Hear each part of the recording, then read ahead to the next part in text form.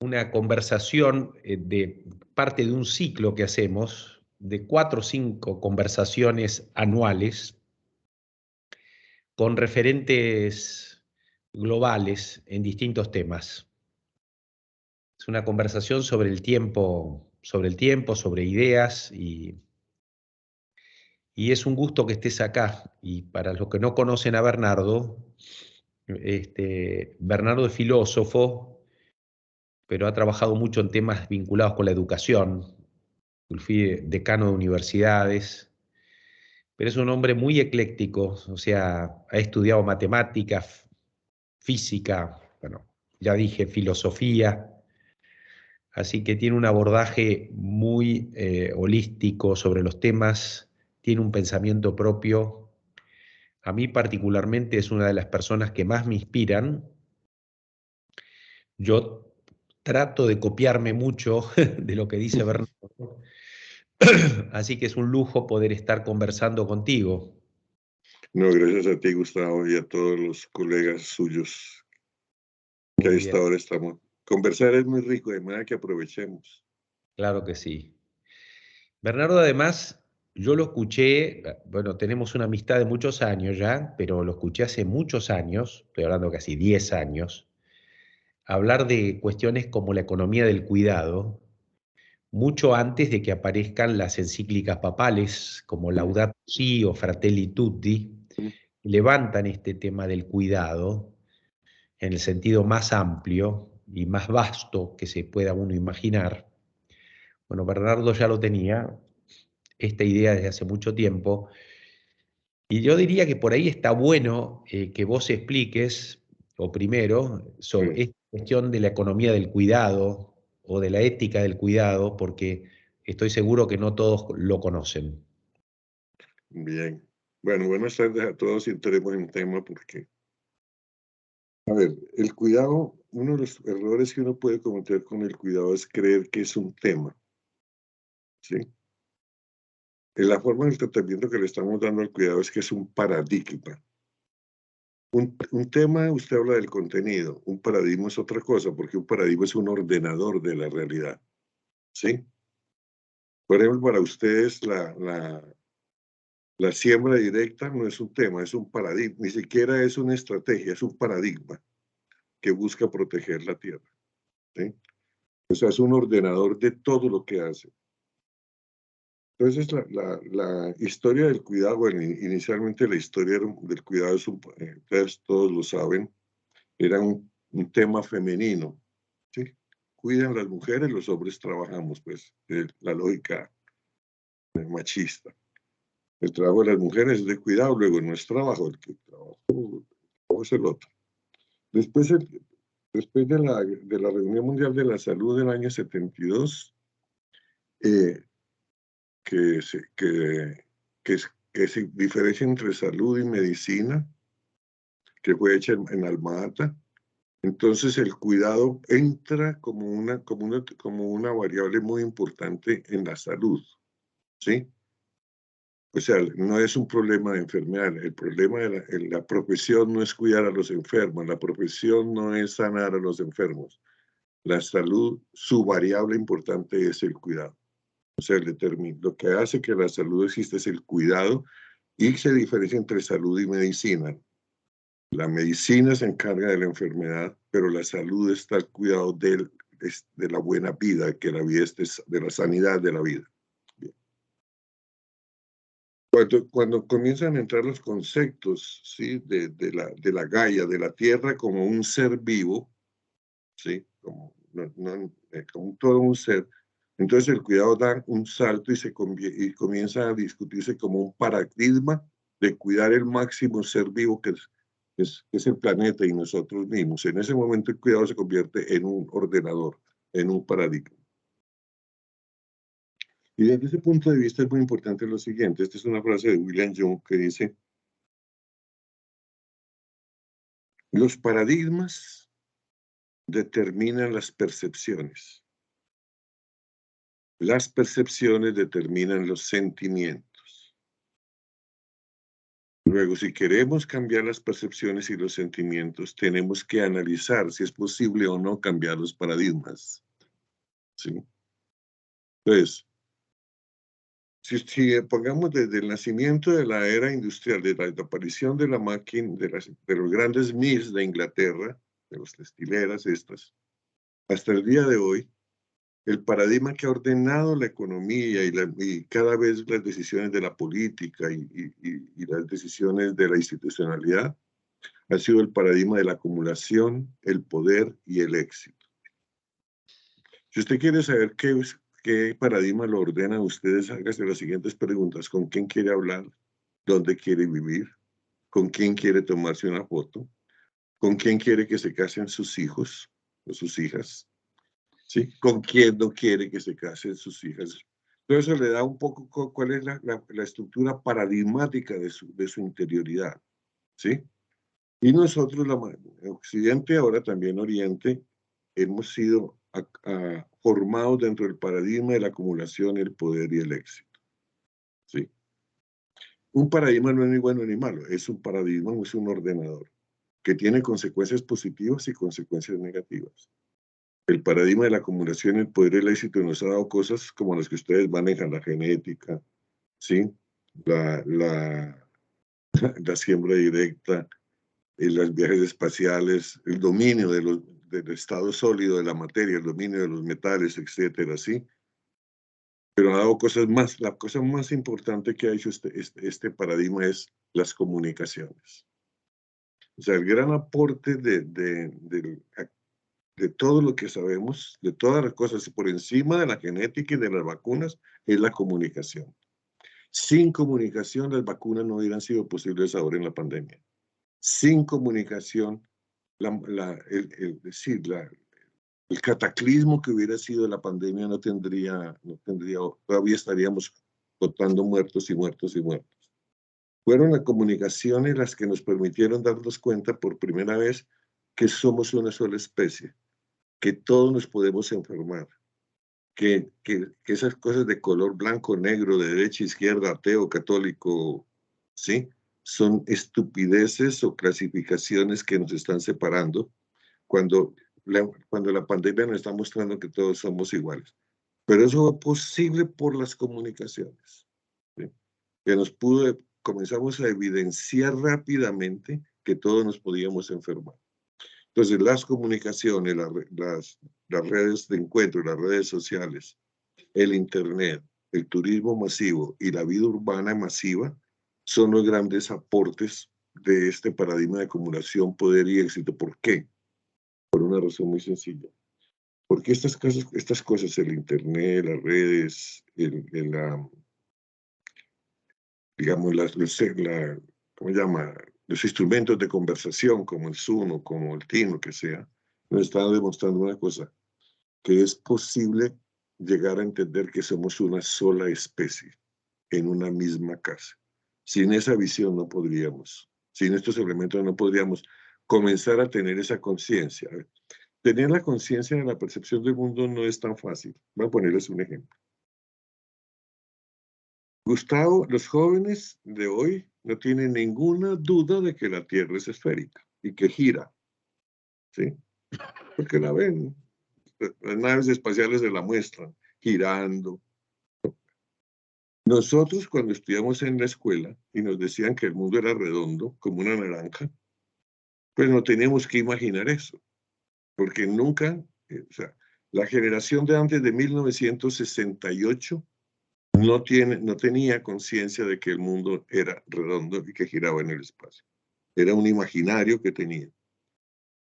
Cuando la Apolo 1, con la petición que hace Carl Sagan de que cuando ya va a salir la Apolo 1, el, 13. la primera nave espacial que está ahora fuera del sistema solar, ay Dios mío, que estudió todo el sistema solar antes de irse, ¿cómo se llama Apolo? Ahora se me olvidó el nombre. Voyager 1. Cuando el Voyager 1 iba a salir, Carl Sagan, un físico de la NASA, le pide a la NASA que le dé la vuelta a la óptica del Voyager 1 para que mire de donde va hacia la Tierra. Y existe esa famosa foto que ustedes conocen, un pequeño punto azul en el espacio, ¿sí? Esa foto nos da una cosa visual de conciencia, de mentalidad que no teníamos. Y es que ocupamos un pequeño punto azul en el espacio del sistema solar, ¿sí? Entonces, esas percepciones ayudan a cambiar las categorías. La gran dificultad. Ahora, ¿qué es lo que nos permite ahora entender que la Tierra es viva, que hay que cuidarla como un objeto? Son los satélites. Antes de los satélites, las ciencias de la Tierra eran muy débiles. Hoy sabemos cuánto aire hay, cuánto pesa la Tierra, cuánto hierro, cuánto aluminio, cuánto estaño, ¿sí? Cuánto oxígeno, cuánto nitrógeno. Podemos medir la contaminación a todos los niveles por los satélites. Hoy tenemos una gran capacidad de observarnos a nosotros mismos como habitantes y observar la casa.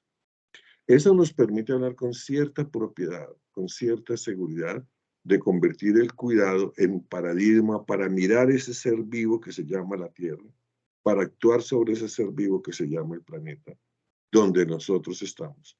Y las comunicaciones, esto de podernos ver uno entre todos y que cualquier persona pueda llamar a cualquier persona en el mundo en menos de 6 pasos, eso ha generado la conciencia de que es posible generar una sola humanización. Créanme, la guerra de Ucrania no dolería tanto como duele hoy sin haber dado este paso comunicativo en el mundo. Entonces, eso por una parte es el efecto del paradigma de la acumulación y el poder y el éxito. Toda esta belleza de cosas, más la física, el estado sólido, la salud, los vuelos espaciales, etc. Pero ese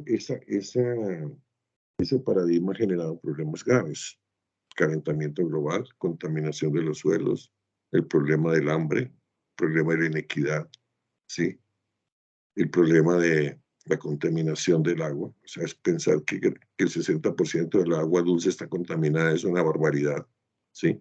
Entonces, ahora nos movemos con un problema y es, por un lado, el paradigma de la acumulación y el poder del éxito nos dio un montón de cosas positivas para elevar el nivel de humanización. Pero ese mismo paradigma nos puede extinguir de la Tierra. O sea, el paradigma se volvió una contradicción, una paradoja. Que por darnos todo lo que tenemos hoy para ser mejores como seres humanos y lograr un nivel mayor de humanización, al mismo tiempo creamos las condiciones para desaparecer del planeta. Entonces, la pregunta es, ¿cómo solucionar esta paradoja? Esta paradoja no la puede solucionar el paradigma de la acumulación, el poder y el éxito, porque fueron los que la crearon. Hay que buscar un paradigma distinto que permita aprovechar todas las ventajas que ha creado el paradigma de la acumulación, el poder y el éxito y enfrentar las desventajas o las consecuencias negativas que ha acumulado este paradigma. Y el único paradigma que tiene esa doble cualidad de seguir previniendo el futuro y reparando el pasado es el paradigma del cuidado. Esa es su potencia, ¿sí? Ahora, Bernardo, se me ocurre mientras hablabas que quizá uno puede pensar en el cuidado porque antes estuvo la acumulación, el poder y el éxito o no. Es decir, nosotros llegamos como parte de un camino donde pasamos primero por el otro paradigma y ahora lo estamos criticando porque vemos los problemas. Y bueno, vamos hacia el cuidado porque pasó lo anterior. Ahora, la pregunta es si este tema del cuidado es solamente vinculado con el medio ambiente o es un tema más general, ¿no? Es decir, No, es un tema total. Es un paradigma para todo. O sea, un paradigma tiene que dar criterios para el cuidado de sí mismo, para el cuidado de los cercanos, para el cuidado de los que no conocemos, de los lejanos, para el cuidado de las transacciones, porque donde los paradigmas se sopesan a fondo son en la casa y en las transacciones, ¿sí? A ver, lo que nos enseñó la pandemia ¿Qué nos enseñó la pandemia? Entre muchas cosas nos enseñó lo siguiente, que un estadio no es nada, que una iglesia no es nada, que un centro comercial no es nada, ¿sí? Que una discoteca no es nada, inclusive que las grandes carreteras no son nada. Nos enseñó además que la familia es la institución estratégica más importante de la sociedad junto con el Estado. O sea, los juegos de supervivencia en la pandemia fueron entre el Estado y la familia. Y la familia demostró ser la institución con más consistencia. A la familia llegó la economía, la educación, la salud, la diversión, todo, la información para sobrevivir. ¿Sí? Entonces, ¿qué fue lo que descubrimos? Que lo que hace valer el centro comercial no son los objetos ni nada. Que lo que le da valor a un centro comercial son las transacciones, los intercambios económicos. Que lo que le da valor a una iglesia son las transacciones emocionales y espirituales. Que lo que le da transacción a un estadio son las transacciones entre los jugadores y entre los asistentes, los hinchas, etcétera. ¿Sí? O sea, lo que nos enseñó la pandemia es que lo que construye la realidad son las transacciones. Y es ahí donde se gana o se pierde el juego del cuidado. Es ahí donde se gana o se pierde el juego de la acumulación y el poder y el éxito. Para resumirles, aquí podíamos con eso. ¿Qué es cuidar? ¿Qué es saber cuidar? Saber cuidar es aprender a hacer transacciones, ganar, ganar a nivel emocional, a nivel social, a nivel económico, a nivel político, a nivel cultural y a nivel espiritual. ¿Sí? Entonces, ¿qué fue lo que nos pasó con la acumulación del poder y el éxito? No, que nos permitió acumular bienes, acumular trabajo sobre todo, ¿sí? Hablando en términos marxistas, porque ni siquiera acumular dinero, porque acumular dinero no es interesante. Permítame hacer esta digresión. El país que creó el modelo para generar el sistema de mayor acumulación de dinero se llama Colombia. ¿Sí? No hay nada que acumule más dinero que el narcotráfico. Y el diseño del modelo del narcotráfico que rige hoy fue diseñado por Carlos Leder aquí en Colombia, en Armenia, donde yo nací, ¿sí? Yo tenía más de 40 años. Ese modelo que se diseñó es el mismo que rige hoy. Y la característica de ese modelo es que produce mucho dinero, pero no produce riqueza. Entonces, por ejemplo, una de las cosas que nos enseña el cuidado es no confundir el dinero con la riqueza. ¿Qué es la riqueza? Es el conjunto de bienes, servicios, valores, ambientes, relaciones y transacciones que le permiten a los hombres y mujeres de una sociedad ser felices, vivir dignamente y cuidar el planeta. Observe que no hemos hablado de plata todavía. ¿Sí? Pues, lo que el cuidado está tomando del proceso de acumulación que genera el paradigma de la acumulación, el poder y el éxito es cómo convertimos eso en riqueza, no en dinero. ¿Sí? Porque la gran trampa de la inequidad es el dinero. ¿Sí? O sea, si usted se pone a analizar esto, todo el PIB del mundo son 287 trillones de dólares. ¿Sí? Si dividimos eso por 7.500 millones a cada cristiano sobre el planeta, le tocan entre 17.000 y 18.000 dólares. ¿Sí? O sea, no tendría por qué haber pobreza en el planeta. El problema no es de producción, el problema es de distribución. Y ahí es donde está el problema con la acumulación, el poder y el éxito. O sea, porque realmente lo que tenemos que buscar es acumular riqueza, no plata. Ahora te hago una pregunta, Bernardo. Me da la sensación que la gente quiere acumular porque tiene temor, Toda acumulación es miedo. es miedo. O sea, y ese miedo tiene que ver con que la sociedad en general, el conjunto, no le ofrece la seguridad por ahí que tendría que tener, o hay quizá una percepción individual. ¿Cómo se hace para transformar que no sea una sociedad del miedo, sino una sociedad, digamos, del cuidado, de la esperanza y demás? ¿Qué es lo que produce ese miedo? No, lo que produce ese miedo es la falta de bienes públicos. Ok. Sí, todos los que hemos estado en los países nórdicos, por alguna razón, en algunos días, ni siquiera yo he estado en días nomás, nunca he vivido ahí. Eh, lo que usted nota es que la gente tiene la certeza de que si se accidenta va a ser atendido, de que si pierde el empleo va a ser atendido, o sea, porque los bienes públicos se hicieron para eso, para garantizar la equidad, o sea, tienen la certeza de que su dignidad va a ser protegida. Yo cuento mucho cuando yo trabajaba, cuando estábamos en Viva la Ciudad, haciendo todo el movimiento de la Constitución y como Suecia nos dio tanta plata para el movimiento. Entonces, estuve unos días en Suecia y esos días estaban el gran problema de los contras en Nicaragua y verían una gente exiliada allí a una ciudad donde yo estaba. Y los jóvenes de los colegios los iban a recibir, porque venían muchos jóvenes, muchachos de los últimos grados de secundaria y de algunos primeros grados de universidad. Y todos estaban en la carrera aprendiendo frases en español. ¿Sí? Pero yo le pregunté a uno por qué.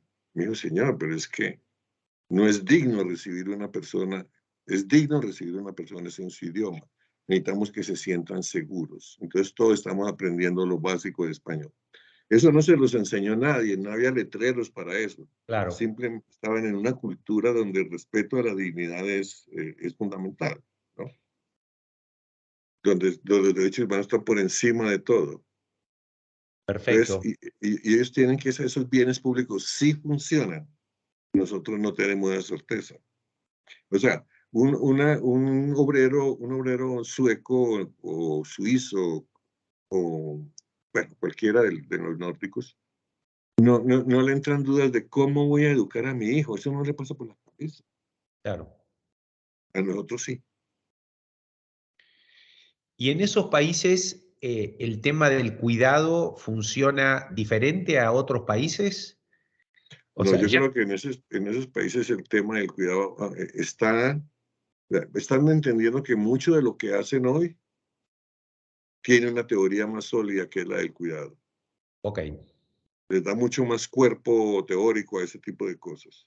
ok. Y les pone una sola hipótesis ordenadora a todo, a todos los bienes públicos. A ver, mire, esto parece un poco romántico, pero piensa en lo siguiente. En el fondo, el cuidado, visto visto con alguna teoría, un principio de las Naciones Unidas, es la forma concreta del no daño, ¿sí? De evitar el daño o de evitar el dolor, que es la forma espiritual. O sea, ¿qué es la espiritualidad? La capacidad de trabajar por evitar o disminuir el dolor en los otros. ¿Sí? Eso es la espiritualidad. ¿Cómo evitamos el dolor en los otros? ¿Qué hay que hacer en la ciencia, en la tecnología, en la conversación, en todo? Bueno, pero hágase una pregunta, ¿para qué existe un sistema de educación? Para evitar el dolor de la ignorancia en una sociedad. ¿Para qué existe? Coja ministerio por ministerio de una sociedad y su origen profundo es evitar el dolor en los otros. ¿Sí? Un Estado sólido, poderoso, es un Estado de cuidado, ¿sí? Porque su gran tarea es esa, Sí, cómo construir dignidad y cuidado del planeta. sí. Tú sabes que para que se me ocurrió ponerle esta charla a los desafíos del capitalismo y empecé a pensar en eso y creo que cometí un error terrible al llamarla de esa manera, porque me puse a pensar en el tema del capitalismo y claro, hay tantas formas de capitalismo, tantas formas de entenderlo, que en el fondo de la cuestión no importa tanto los desafíos del capitalismo, sino lo que importa es justamente revisar ese paradigma, porque en realidad es ese paradigma profundo que vos estás hablando del cuidado el que cambia el sentido del capitalismo. Entonces ahí ya no importa si es el capitalismo chino, ruso, colombiano o norteamericano. Y en todo caso, justamente uno cuando habla de capitalismo se está quedando corto en la Sí, idea. porque lo importante es, o sea, a ver, echámosle un poquito de filosofía a esto para que no quede tan simple. Uno de los grandes problemas del ser humano es tener conciencia.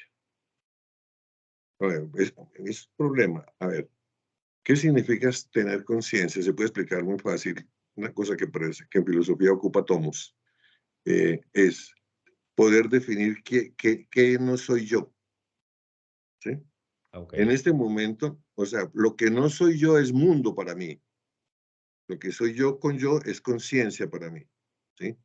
Entonces, por ejemplo, en la pantalla, Gustavo, tú eres un no yo. Tú formas parte del mundo junto con el computador, junto con el café, con todo, ¿no? Pero yo soy mundo para ti, porque soy un no yo tuyo. ¿Ya? sí, O sea, esa conciencia es la que separa al hombre de la naturaleza. Y esa separación del hombre de la naturaleza hace una cosa que casi nunca hacemos evidente. ¿Cuál es la pregunta más importante de un ser vivo en el planeta? ¿Cuál es la pregunta más importante para los seres humanos? No es la ética, ni la fe, ni la liberación, nada. La pregunta más importante para un ser vivo es, ¿qué voy a almorzar hoy? Es la pregunta número uno. ¿Qué voy a almorzar hoy? Porque si usted no puede almorzar varios días, simplemente desaparece. ¿Cuál es el problema de un león? Que un león sale a la sabana, al Serengeti, ¿sí? Y supongamos que en la zona donde están no hay venados, no hay ñus, no hay cebra, no hay nada. Simplemente sigue dando vueltas y se va muriendo. Porque él no puede tener conciencia, él no puede ir y cultivar cebras, no puede ir y cultivar cabras. Eso nos lleva a una posición, es que aprender a producir bienes y servicios es una evolución de humanización. Que aprender a producir relaciones, a producir lenguaje, a producir símbolos, a producir gramáticas, a producir imaginarios, a producir música, Dios mío. ¿Sí? Toda esa tarea que ha sido la tarea evolutiva del ser humano es una tarea muy importante. Si eso se llama, le ponemos el nombre de capitalismo o no, ahora no importa. Si hemos aprendido a crear condiciones para estar mejor en esta casa que llaman la Tierra. Bien, ¿dónde comenzó el problema? Pues bueno, comenzó en la producción, comenzó en la acumulación, ¿sí? En las formas de acumulación. Entonces, el gran desafío que tenemos hoy es no hablar de capitalismo, no, sino cómo logramos el acceso a estos bienes para convertirlos en riqueza. Repito, cómo tenemos que producir suficientes bienes, servicios, valores, relaciones y ambientes, ojo, que nos permitan a todos ser felices y vivir dignamente y cuidar el planeta. Esa es la tarea. Para eso las máquinas, para eso la ciencia, para eso la economía, para eso todo. Pero eso supone una cosa, Gustavo, que la ecuación tiene que ser la ética primero, y sí. la política segundo, y la economía tercero. ¿Cuál es nuestro problema? Que estamos poniendo la economía primero acumulativa, cambiando las leyes para aprovecharnos de las leyes y olvidarnos del cuidado de la vida. Y eso no depende si el capitalismo es chino, norteamericano, no Sí. depende de eso. Sí, yo te lo escuché esto hace varios años y estuve pensando un poco en términos terrenales qué es la ética, ¿no? Y pensé en el tema que vos también usás mucho sobre el tema de dignidad, ¿no? Es decir, la búsqueda de la dignidad que está, y lo vinculé, y no sé si estará bien o no, con las capacidades de Amartya Sen, ¿no? O sea, una persona es digna si es libre, si es autónoma, si es sana, si es solidaria, si es emprendedora, no sé. Y ese conjunto de capacidades son las que uno debería perseguir con las acciones que uno realiza, ¿no? Y ahí aparece el tema nuevamente que nosotros hemos delegado en el Estado la creación de bienes públicos. Aunque yo creo que del sector privado también se pueden hacer bienes públicos, ¿no? Ya el límite es más difuso, pero nos enfrentamos a que el Estado y fundamentalmente la política y los gobiernos se han apropiado un poco del Estado, no generan bienes públicos, y digamos, el interés es la reelección o la conservación del poder, la acumulación, o sea, se apropian de un mecanismo que hemos nombrado todos para que nos defienda, se apropian y lo transforman en algo que hacemos también desde el sector privado, ¿no? Entonces ahí, ¿cómo te parece vos que hay que revisar esta cuestión del vínculo de la sociedad con el Estado para justamente transformarnos en una sociedad del cuidado, ¿no? A ver, Joder, primero perdona, hablemos, una cosa más. Cuando leí las encíclicas del Papa, que adhiero y que son provocadoras y me parece muy bien, no hay ninguna referencia al Estado o ninguna crítica al Estado. Hay como una crítica al sector privado. Pero justamente lo que nosotros hemos nombrado en la sociedad para justamente resolver este tema es el Estado. Nada, eso. a ver, primero hagamos como unas dos distinciones, ¿no? Porque no tiene nada que ver con, o sea, distinciones teóricas que pueden servir para responder la pregunta porque no es fácil. Eh, Primero, la política es política en un sentido, solo en un sentido, si es capaz de crear convergencia de intereses. O sea, El uno de arte los, de acuerdos. sí, El el arte, arte no solo de acuerdos, sino acuerdos en una dirección.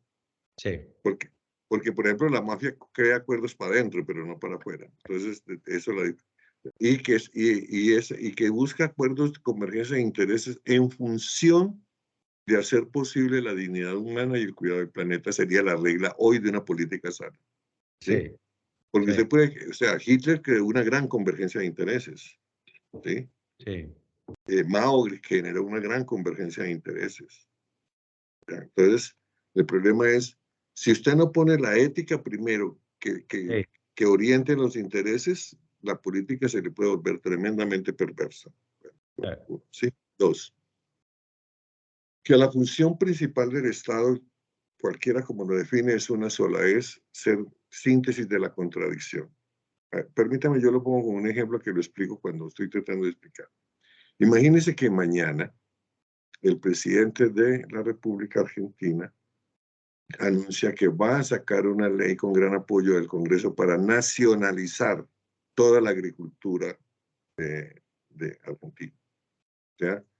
Los GROs van a desaparecer y todo queda en manos del Estado.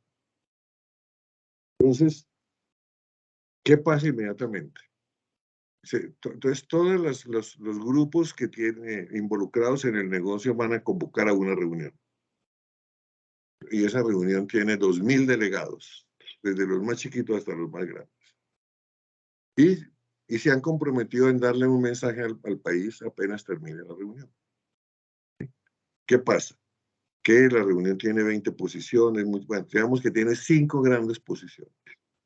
El presidente de la reunión dice, bueno, tenemos que ponernos de acuerdo de alguna manera, vamos a sacar un comunicado y le pido a cada una de las 5 posiciones que nombre su mejor persona, que domine el tema, sabe negociar, tiene experiencia para defender la posición, etc. Y nombran 5. Muy bien. Y dentro de esos 5 está usted. Y viene la gran pregunta, ¿cómo nombrar el que va a coordinar, el que va a dirigir esa reunión de los 5? Necesita, o sea, alguien tiene que dirigirla. La pregunta que yo siempre hago es, ¿cómo elegir esa persona? La gente dice que a la suerte, eso no es democrático, que por votación cada uno va a votar por sí mismo. ¿Sí? La única forma de elegirla es que todo mundo tiene un miedo. Cada uno de los 5 tiene un miedo. Y es cómo proteger mi interés. Supongamos que por alguna razón lo eligen a usted, porque confían en usted, lo conocen, ha hecho cosas que Argentina reconoce, no, elijamos a Gustavo. En el momento que usted lo eligen los 5, ¿usted qué es frente a los 5? Es el coordinador o el presidente del grupo, lo que era el nombre, pero en términos prácticos, ¿qué es? Es como el responsable de canalizar esas energías o esos intereses hacia un lugar Bueno, de... primero cada uno lo eligió porque está seguro que usted va a proteger su interés. ¿Sí? O sea, dice, yo elijo a Gustavo. ¿Sí? Dice, bueno, cada uno se siente protegido su interés y sabe que lo que pase va a protegerlo a él y a todos. O sea, Sí, en términos técnicos se llama la síntesis de la contradicción. ¿Sí? claro, Tú eres sí. la un Si padre ese de familia. tipo, si ese ¿Sí? tipo se defiende a sí mismo, no defiende a todos. Sí. Ok, Entonces, pero resulta que usted es muy argentino y entre los dos, y hay otros dos ahí que son de herencia paraguaya, dicen, no, ya esto no. Y la gente comienza a darse cuenta que usted le da chance a los argentinos de hablar, pero a los dos descendientes de paraguayos no. ¿Qué comienza a pasar en el grupo? ah, Los dos descendientes de paraguayos primero protestan, después se alían y luego se subvierten, sí, porque usted no fue la síntesis de la contradicción. ok, Entonces, un Estado es eso.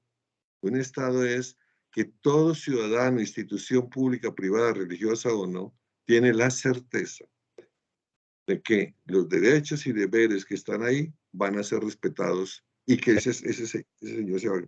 Eso es lo que no hemos logrado de nosotros en nuestros estados, ¿sí? Y aún totalmente. más, no estamos de acuerdo en lograrlo. ¿Por qué? Porque las mafias quieren cooptarlo, los gremios quieren cooptarlo, ¿sí? Las iglesias quieren cooptarlo, los Sí, organismos internacionales quieren cooptarlo. Y los ciudadanos no nos hemos dado cuenta de eso. Entonces usted me dice, bueno, ¿qué camino tomar? La única forma que yo veo es que la sociedad civil organizada comience a seleccionar personas de los cualquier, no importa el partido, que les proponga un mandato, que lo elijan y que una vez elegido le apoyen desde la sociedad civil para que ese mandato se cumpla. Porque ¿qué pasa también desde la sociedad civil? Usted, por ejemplo, usted es un tipo muy famoso y estoy seguro que le han dicho, Gustavo, ¿por qué no te lanzas a la política? Usted puede decir sí con una condición.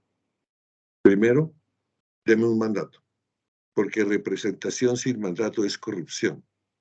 Entonces, uno de los grandes problemas es que nosotros elegimos la gente sin mandato. claro. Y como no lo elegimos con mandato, no sabemos protegerla y apoyarla, ni sabemos vigilarla, ni exigirla. Entonces los políticos se apropian del Estado. El deterioro es mayor, Bernardo, porque aunque tenga un mandato, desde el punto de vista ético, nadie tiene problema en cambiar de opinión radicalmente, minuto a minuto, para un lado o para otro, de acuerdo al interés que tenga, y da la sensación de que la sociedad tampoco castiga lo suficiente a eso, ¿no? Entonces, Entre nosotros no. nuestra Hay que, democracia es como que se va el lleno, claro. deteriorando, ¿no? Por eso, un político sueco es de igual calidad que un político argentino o colombiano. La diferencia está en que si él no cumple el mandato, no vuelve a jugar en la política. Claro, Esa es la diferencia. acá en Latinoamérica sí, ¿no? Sí, porque nosotros lo elegimos, pero no le damos el mandato. No le das mandato. ¿Sí?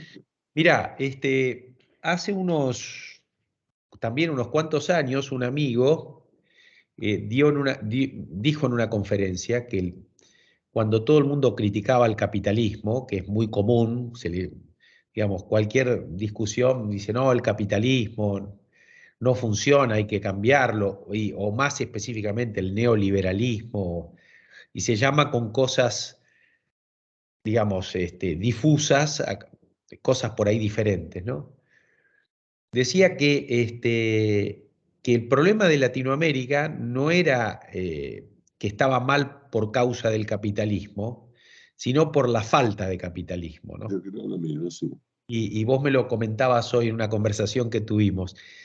Y a mí me parece bien, porque la realidad es que esto que llamamos capitalismo es como un sistema que no funciona si no hay un estado de calidad. Entonces, no es un problema del capitalismo, es que no hay estado de calidad. No, lo que pasa es que nosotros tenemos es un feudalismo disfrazado de capitalismo. Claro, Sí, ¿qué es el feudalismo? Utilizar mano barata o sierva de claro, trabajo esclavo para buscar grandes acumulaciones mías, claro. sin, Por con- ejemplo, sin, nin- sin- por sin ejemplo, ninguna... no hay capitalismo si no hay competencia. No hay capitalismo si no hay, si la gente que trabaja no prospera. Acabo de oír la noticia que Apple va a subir todos los salarios en el mundo, ¿sí? Sí, ¿Por qué? Porque él se mueve en un mundo capitalista puro y saben que si no cuida sus trabajadores, sus sí, expertos, con buenos salarios se le van, ¿sí? sí. Eso es capitalismo puro, es eso. En Eso lo de nosotros no, porque aquí muchos empresarios cuadran el balance con el salario de los empleados. Eso no es capitalismo, eso es feudalismo. está. Por eso digo que es importante que haya competencia, que no haya monopolios, porque si yo hago eso, la gente mejor se va de la empresa y se va a trabajar con mi competidor. Sí. Entonces, eso de alguna manera, el mercado, digamos, llamándolo en términos generales mercado, resuelve ese problema. Ahora, si no dejamos que la gente cambie de trabajo o no hay competencia, es decir, la persona que trabaja en los Grobos no tiene alternativa que no sea trabajar en los Grobos, se pierde esa situación y obviamente el trabajo, digamos, se va esclavizando de alguna manera, ¿no? Claro, pero Gustavo, ojo con eso, porque una de las formas de generar riqueza sin trabajo es la especulación monetaria. O sea, piensa tú que de toda la masa de dinero del mundo, el 70% en este momento es especulador. Entonces, el dinero, la riqueza crece, pero el trabajo no. Porque lo que hace crecer el trabajo es la inversión, no la especulación. Entonces, Sí, gran parte del problema, y ahí es donde los estados son importantes, sí, donde, sí.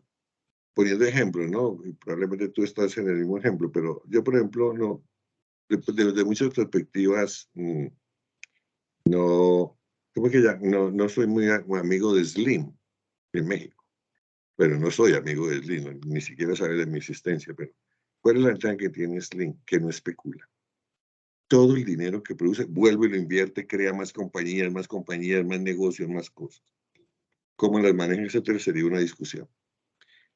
No sé cuánto dinero por segundo le da un mexicano a Slim y cada vez lo vuelve más rico y él se vuelve más rico y está generando mucha riqueza real porque no especula con el dinero. Uno de los problemas que hay en países como Colombia o Brasil, sobre todo, es que hay mucha riqueza, mucho PIB, pero de especulación. Eso no tiene Claro, sentido. claro. Eso sí es, eso tampoco es capitalismo. Correcto. Te has referido en algún momento en la charla a las relaciones ganar-ganar y ese para mí es uno de los problemas, es una creencia importante en el caso de Argentina de que el éxito está mal visto. El éxito está mal visto porque si alguien gana es porque alguien perdió. O sea, es un juego de suma cero. No se entiende la creación de riqueza, el agrandar la torta, ¿no es cierto? Y entonces, en Argentina es bastante común que el éxito esté mal visto. No sé si es así en Colombia, pero acá es bastante así. Entonces, eh, esa es una creencia que de alguna manera deteriora porque, digamos, cualquier cuestión que tenga que ver con el progreso socialmente está mal visto. Entonces, ¿cómo convivimos ¿Cómo con ver eso? eso? A ver, yo lo veo de la siguiente manera. Para que, primero que el concepto ganar-ganar en la economía es muy nuevo. Que creó el concepto ganar-ganar con un premio Nobel de Economía que murió hace 4 años, John Nash. Pero antes de eso había otros 2 premios Nobel, ¿sí? Eh, Ronald Coase, en los años ¿Cómo? que se gana el premio Nobel, con una razón, con un argumento, es porque logra demostrar qué es lo que hace que una empresa sea exitosa y otra no. Él dice, lo único, una empresa no es exitosa ni por la tecnología, ni por el nicho, ni por el producto, ni por nada. Lo que hace empresa de una exitosa es el tipo de contratos que hace. ¿Sí? Ujú.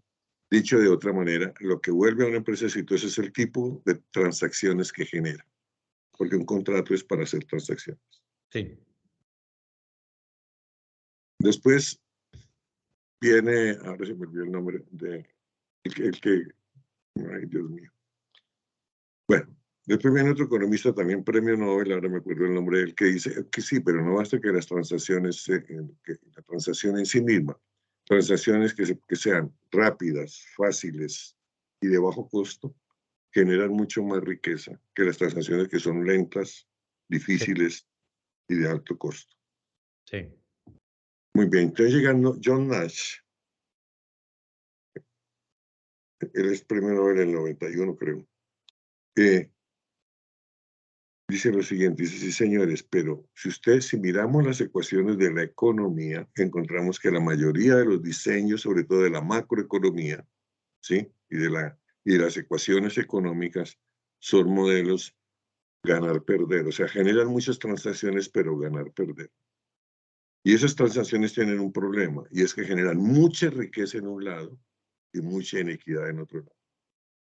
Como John Nash no era economista, sino matemático, propone en Princeton, donde él estaba estudiando matemáticas, porque es de doctorado, o sea, cómo generar los modelos matemáticos que permitan a una sociedad generar transacciones, ganar a todos los niveles.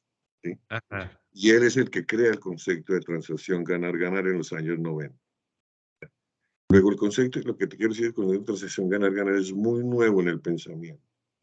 Pero generalmente los que manejan la economía en el mundo actualmente no son los economistas, son los administradores, ¿sí?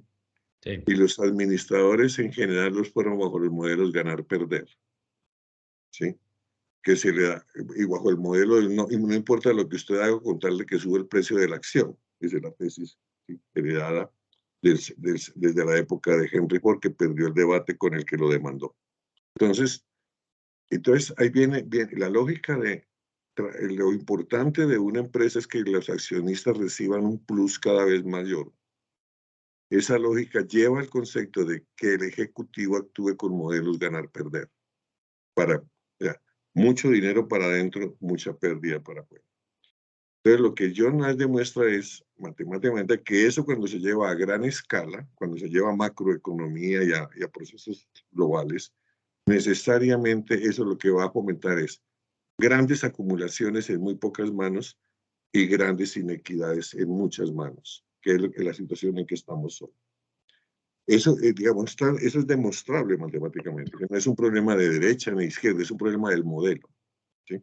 Entonces, lo que él dice es lo siguiente, si queremos recuperar esto, no podemos dejar de hacer transacciones, no podemos dejar de ser productivos ni nada. Tenemos que desarrollar modelos económicos ganar. ¿Qué significa eso hoy? O significa varias cosas. Uno, aprender a producir bienes útiles, básicamente. ¿Ya? ¿Qué son bienes útiles? Todos los bienes que contribuyen a la dignidad humana y al cuidado del planeta. Dos, enfrentar la obsolescencia, ¿sí? Porque la obsolescencia es el mayor enemigo de lo útil, ¿ya? Aunque hay cosas que tienen que fundir inmediatamente para ser útiles. Tres, aprender a educar que las transacciones ganar siempre producen riqueza. Nosotros, el problema que nosotros tenemos es que comenzando por la forma como nos educaron, por ejemplo, la curva de Gauss en notas, es transacciones ganar-perder, ¿sí? El premio a la mujer más bonita, transacción ganar-perder. El premio al mejor estudiante, transacción ganar-perder, ¿sí? Por eso existe esa famosa historia, la famosa historia de que a un niño les dicen, vamos a repartir una caja de dulces al niño que gane la carrera. En América Latina, un niño gana la carrera. En África, todos los niños se cogen de la mano para ganar la carrera todos, ¿sí? Y comercian entre todos la caja de dulces. Sí, lo que Pero eso es pasa, una lógica de epistemología. si vos estás en un contexto de competencia, vos tenés que generar relaciones ganar-ganar. Eso, digamos, a nosotros nos ha pasado, o sea, si Si un cliente o un proveedor de los Globo no gana en una transacción con los Globo, no vuelve, Tarde o temprano pierdes. lo pierdo y se va con otro. ¿Cuál es la condición? Que haya muchos competidores de los Globo. Por eso el mismo sistema lo resuelve de alguna manera y la intervención que quita la competencia, que elimina, que crea monopolios, y generalmente es una intervención del Estado. O sea que el Estado, Supone que hay Estado que eh, no está cooptado. claro, crea un sistema, porque está cooptado, por supuesto, que no permite que se curen los problemas. Y vos, ganar tiene que ver con la innovación, con la creación de una novedad, nuevos productos, servicios. La relación ganar-perder es propia de los sistemas más rentistas, de los estados más complicados. No, Este, digamos, las relaciones ganar-perder se dan mucho, por ejemplo, en sectores de alto valor, de alta acumulación, como los combustibles, por ejemplo. claro, En la industria del petróleo se dan muchas relaciones de ganar-perder. estamos ya casi al final, pero mira, volviendo al tema del capitalismo, y que es la falta o un capitalismo imperfecto el que genera el deterioro. Hace algunos años con Marina Silva, ella charlábamos sobre este tema, no tan profundamente, pero me dijo que ella consideraba que había que llamarlo de alguna manera a este sistema nuevo, no sé, un sistema con un estado de calidad, con bienes públicos, obviamente de alta calidad, con competencia, con relaciones ganar-ganar. Y ella quería cambiar el nombre al capitalismo por sustentabilismo. De alguna manera, si bien el nombre es algo no importante, digamos, pero sí ya es como un artefacto cultural, digamos, llama la atención. Lo que pasa, Gustavo, es que la, la crisis climática, que no hemos hablado de eso y sería otra conversación larguísima.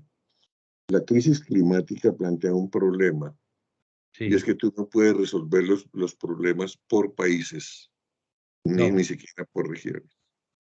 Entonces, cuando tú piensas cómo resolver los problemas a nivel global, tienes que salirte de ahí y necesariamente tienes que entrar en las discusiones de economía circular, pero a gran escala, no de reciclaje, ojo, economía circular. Y sí, ahí esa discusión es de otro nivel, donde todas estas discusiones van a desaparecer, porque aprendemos a manejar no el capitalismo, sino la economía circular global, o no sí, somos llamados. sí, sí. No sé si hay preguntas dentro de los que están acá resistiendo después de una hora de esta conversación. Realmente hay que darles un premio, ¿no? Sí, mucha hay que premiarlos por. Si hay alguna pregunta, la pueden enviar por el chat, ¿no es cierto, María? O la tomás vos y... Sí, así es, pueden escribir a través del chat o levantar la manito y les habilitamos el Ah, micrófono. esto tiene manito, vea. Claro, tiene manito. Bueno, bien. Em, No, nadie quiere decir que están preocupados. Bernardo, muchas gracias. A mí me ayuda mucho esta conversación porque uno tiende a, uno quiere pensar más allá y sigue pensando con el paradigma viejo o sin un paradigma. Entonces, uno tiende a direccionar esta conversación para discutir de capitalismo sí o no y demás, No, cuando ya no va esa. acabo de aprender que no hay que discutir más en eso, sino que hay que hablar del tema del paradigma del cuidado. Acá hay un comentario de Juan, a ver qué dice Juan, si lo puedo leer. Un minuto. Juan, ¿a dónde te tengo? María, ¿podés leer la pregunta o el Sí, comentario? sí, yo te la leo, Gus. Cuando habló de la distribución del capitalismo en el mundo, ¿aplica el capitalismo de América Latina? Sí, capitalismo. Ya, es que ya el capitalismo...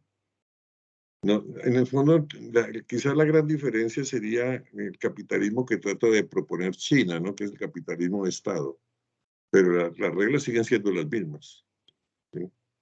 Solo que el dueño del que hay... A ver, piensen lo siguiente, el 80% de la producción de China es privada, ¿ya? Pero controlada por un Estado fuerte que no le permite hacerse... Aunque algunas cosas yo estoy de acuerdo, miren lo que acaba de hacer con el caso de Alibaba y con el caso de Huawei, con el caso de, ¿cómo se llama? La de bienes inmuebles. Sí, ¿Ya? ¿Qué sí. hizo? Con juegos institucionales del modelo chino, les quitó como 20 billones de dólares. ¿Por qué? Desde afuera pareciera muy duro, pero lo que el gobierno chino tiene claro es que si una persona tiene más poder que el Estado comienza a tener problemas. Y en muchos países del mundo estamos teniendo ese problema, que una sola empresa puede tener más poder que el Estado. ¿Sí? Pues en ese momento el concepto de Estado está amenazado, o sea, el concepto de todas las sociedades también, de la posibilidad de bienestar para toda la sociedad está Claro. amenazado. El O caso sea, chino es una interpelación a esto, ¿no? mm, Porque es un proceso que sacó de la pobreza a miles de millones de personas 700 millones sacó de la pobreza. en un plazo realmente muy corto, Corto. con altos impactos sobre el medio ambiente y probablemente también sobre las libertades y demás. Igual, una vez un chino amigo me planteó que el tema de la libertad para Occidente no es lo mismo que para China, pero bueno, el proceso de acumulación, poder, éxito sacó de la pobreza a enorme cantidad de personas con impacto sobre el medio ambiente. Entonces hay como una interpelación también. Obviamente que hay unas imágenes de la pandemia donde se pararon las industrias y la limpieza, digamos, que hubo, digamos, en el medio ambiente es una cosa increíble, con lo cual también esa es llena de esperanza, ¿no? Porque como que se puede revertir rápidamente el deterioro con medidas bastante más drásticas. Ahora, parar la industria en China, una cosa era hace 20 años y otra cosa es ahora, ¿no? Eso también hay un dejo de esperanza en eso, ¿no? No, pero ahí se plantea un problema que es más complejo y es, a mí me lo decía un chino aquí. Me decía, mire, Bernardo, lo que pasa es que nosotros confiamos en que el gobierno piensa bien en favor de nosotros. Por eso nosotros confiamos en eso. Y por eso nos articulamos, lo apoyamos y seguimos. Porque estos gobiernos han demostrado que todas las decisiones que toman es en beneficio colectivo. ¿Sí? En cambio, ustedes no confían en sus gobiernos, entonces pierden por doble lado. No logran hacer lo que quieren, las ideas, las cosas que necesitan, pero al mismo tiempo no dotan de poder a un Estado para que las haga. Entonces, la pregunta que él me hacía, ¿usted qué prefiere? ¿Un gobierno en el que usted confíe? Sí, no puede hablar mal de él ni nada, pero hace las cosas que usted necesita. O hacer lo que ustedes saben que pueden hacer lo que quieran, pero no logran lo que necesitan. Claro. Esa lógica esa es una pregunta que se está haciendo en el mundo y que pone en riesgo la democracia fuertemente. Muy bien, ¿alguna otra pregunta? Tengo otra, Gustavo. Sí. ¿Cómo imagina Bernardo para los próximos años el crecimiento y el desarrollo teniendo en cuenta las diferentes regiones, ¿no? Los desafíos y posibilidades para América Latina, Europa, África. Estaba leyendo antes de hablar de esto, mirando el informe de la Comisión de Estocolmo 50 años después. Ustedes saben que en 1972 hubo la primera reunión sobre el planeta, pongámoslo de esa manera, donde se discutió los límites del planeta y todo. Entonces acaban de sacar un informe hace 3 o 4 días, no, más, hace 8 días, sobre un análisis del mundo 50 años después. Bueno, para la pregunta del que le hace, se le agradezco por lo siguiente. Primero, yo me la imagino de la siguiente manera. Uno, pero todas son decisiones que tenemos que tomar. Cada sociedad tiene el gobierno que quiere, la educación que es capaz de definir. O sea, todo es inventado por los seres humanos de esa sociedad. Tenemos que primero aprender a entender de que ningún país de América Latina, y menos Sudamérica, alguien puede resolver un problema solo.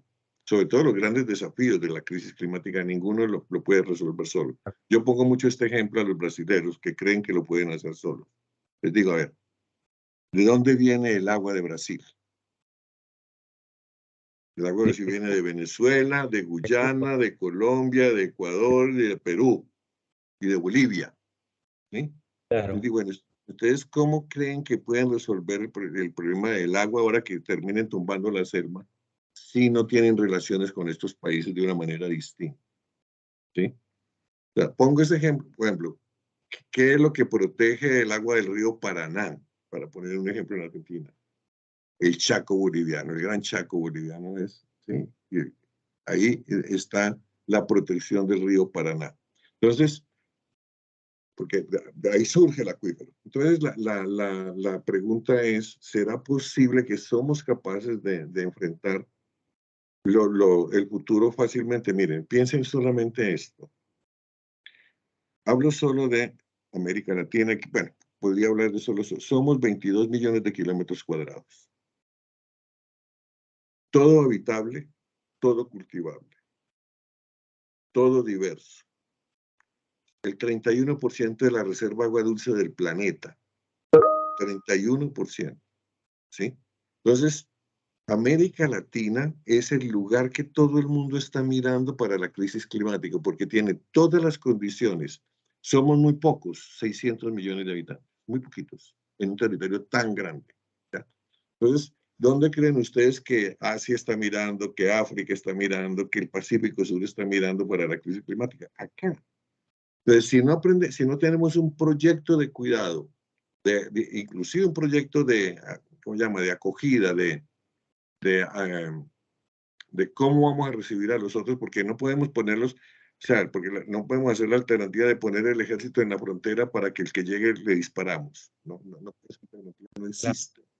Entonces tenemos que comenzar a ver cómo creamos condiciones de recepción a todos, de hospitalidad, de comensalidad, de intercambio cultural unos con otros para poder prepararnos, nosotros mismos para sobrevivir bien y vivir bien y poder que otros necesariamente van a llegar acá. Es inevitable. Ya comenzó el movimiento en América Latina, este movimiento de migraciones. Se calcula que unos 20 millones de personas en los próximos 5 años van a estar circulando en este continente. Sin Dios y sin ley, digamos, sin saber, sin proyecto. Si estas sociedades no aprendemos a dar proyecto a todo el que pise nuestro territorio, estamos muy en fuertes problemas.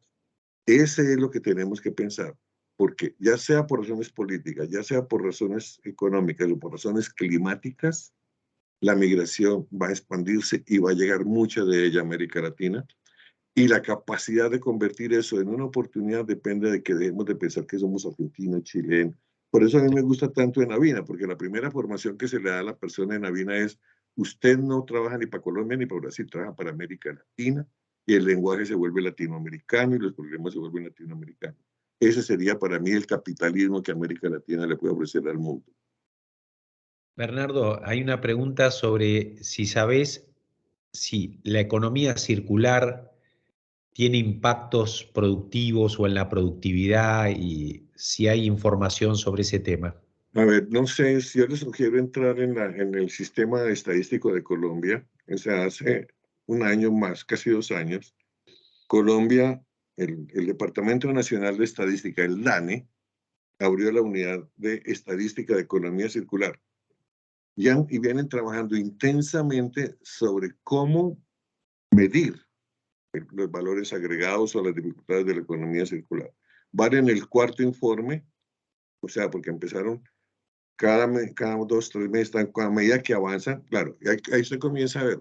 Los países, es decir, todos los países tienen mucha economía circular, pues si no, no funcionaría el sistema. El problema es que hasta ahora estamos creando indicadores y formas de entenderla para poder responder la pregunta que me hace. Claro. Yo le sugiero entrar Departamento de DNA, Departamento Nacional de Estadística de Colombia.gov con bcorta.co, y ahí ponen cuartos reportes de economía circular. Y ya observarán cómo se están creando las variables macro, las variables meso y las variables micro para poder medir valores agregados en cuentas nacionales, en cuentas regionales y en cuentas privadas. Porque si no se hace eso, esa pregunta no se responde. De cualquier manera, yo pienso, Bernardo, que institucionalmente en Argentina, por ejemplo, APRESID, que la asociación que difundió la siembra directa y que después difundió todo el tema de la certificación y otras innovaciones, es probable que podría, o ACREA, tener algún tipo de espacio para conversar de la economía circular. Yo creo que Uy, CREA indudablemente lo tiene. en la Creo que agricultura, en la es lo que agricultura, más conozco. Yo conozco mucho a CREA. Me encanta CREA. claro, digo que se podría, dentro del ámbito de esas instituciones, crear algún espacio de pensamiento sobre ese tema, porque me parece que la agricultura argentina está en condiciones de dar un paso más hacia eso, ¿no? Yo creo que en América Latina, de lejos, es la que mejores condiciones tiene. Bueno, Bernardo, nos hemos pasado de la hora. No importa. Bueno, Te agradezco enormemente y como siempre, aprendiendo muchísimo cada vez que converso contigo y espero que bueno. lo hemos podido disfrutar todos de la misma forma que yo lo hice. Un gran abrazo y muchas gracias, querido amigo. Saludos a todos y a todas. Chao. Chao, chao.